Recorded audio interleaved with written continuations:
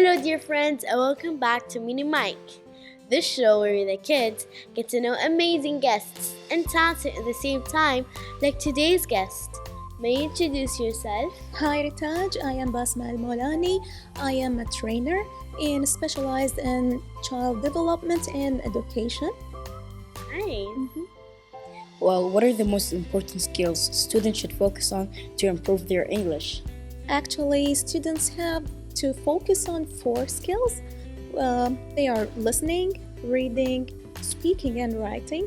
And in order to develop each one, you should focus in another skill. So it comes like that.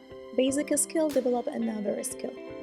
Well, how can I expand my vocabulary in a meaningful and practical way? So in order to expand your vocabulary, you need to read. Listen. You have to listen to English speakers, native speakers, and you have to read different types of stories or books in order to have that massive amount of vocabulary to be able to speak freely in English. Well, good. I read a lot of books. Good. Well, what are some effective methods for improving writing skills, especially for essays? Okay, that's what we talked about in the previous question.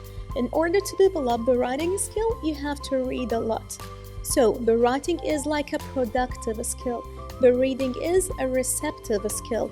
As much as you read, you will be able to write. So read more, you will be able to write. Well, how do you approach teacher literature with different reading levels for students? So actually, a good teacher should cover different level of students during teaching, and to do that, you should have different activities for different levels. So when I teach something in English, I should design different activities that suits the student's level. So I will not leave any student behind. Nice. Well, can you recommend any books or resources that can help me with my English students outside of class? Oh, there are massive amounts of books and stories that in your age you can read. So I cannot recommend names because there are too many books, but you can do a research for the age-appropriate books and choose the one that teaches like values and manners. That's the book that you should look for to read, and that suits your age. So it should be age-appropriate, and it needs to teach like kind of manners and values. Well, how can I become better at understanding and analyzing complex texts? So in case you are reading complex texts, like it's above your age or average of reading, you need to focus on certain terms, the headlines, read deeply, don't focus on details, just focus on the headlines. That will give you like a hint about what will you read about in case the text is like above your average. But I advise you to read like I told Hassan, right?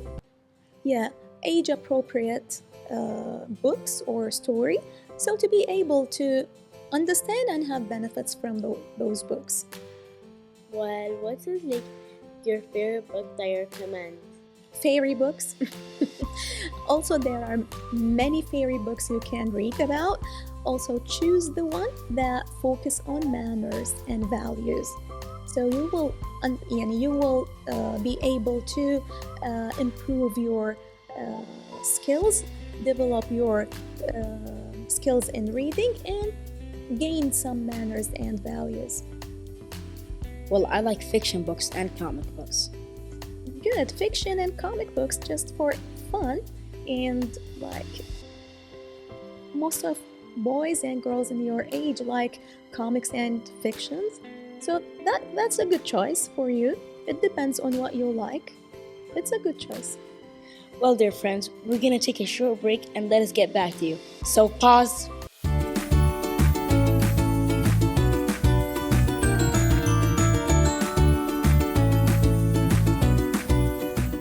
Hello, dear friends, and welcome back.